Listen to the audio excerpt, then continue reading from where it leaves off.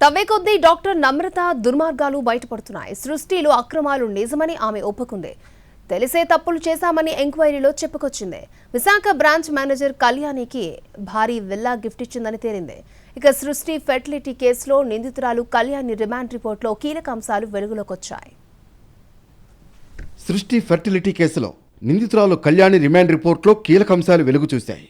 సృష్టి fertility మోసాల్లో manager కళ్యాణిది ప్రముఖ పాత్ర. అక్రమాల ద్వారా వచ్చిన లాభాలను డాక్టర్ నమ్రత కళ్యాణికి పంచింది. వైజాగ్లోని సృష్టి ఫెర్టిలిటీ సెంటర్లో 2012లో ఏఎన్ఎం నర్సుగా చేరింది కళ్యాణి.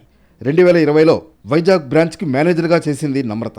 కళ్యాణికి భారీ విల్లా గిఫ్ట్ ఇచ్చిందామె. ఆర్థిక ఇబ్బందుల కారణంగానే నమ్రత చేసే మోసాలకు కళ్యాణి సహకరించింది. సృష్టి ఫెర్టిలిటీ లావాదేవీల వ్యవహారాలను మొత్తం కళ్యాణి చూసింది. దళారులు పంపించే స్కానింగ్ రిపోర్ట్ను ఎడిటింగ్ చేసింది. హైదరాబాద్కు చెందిన రాజస్థాన్ దంపతులు మొదటిసారిగా కలిసింది కళ్యాణినే. జూన్ 5న అసోం మహిళకు మగబిడ్డ జన్మించింది. ఆ శిశువును రాజస్థాన్ దంపతులకు అప్పగించింది కళ్యాణి. వైజాగ్లో ఆమెకు రాజస్థాన్ దంపతులు 2 లక్షల రూపాయలు చెల్లించారు. సృష్టి ఫెర్టిలిటీ సెంటర్లో అక్రమాలు నిజమేనని డాక్టర్ నమ్రత ఒప్పుకున్నట్లు తెలుస్తోంది. చాలా వరకు తెలిసే తప్పులు చేశామని ఎంక్వైరీలో చెప్పినట్లు సమాచారం. సరగొసి చేయకపోయినా చేసినట్లు దంపతుల్ని నమ్మించి మోసం చేశామని ఆమె అంగీకరించింది. రాజస్థాన్కు చెందిన దంపతుల్ని కూడా నమ్మించామన్నారు. DNA పరీక్షల నివేదికలు కావాలని అడగడంతో విషయం బయటపడుతుందని తప్పించుకున్నట్లు నమ్రత చెప్పింది.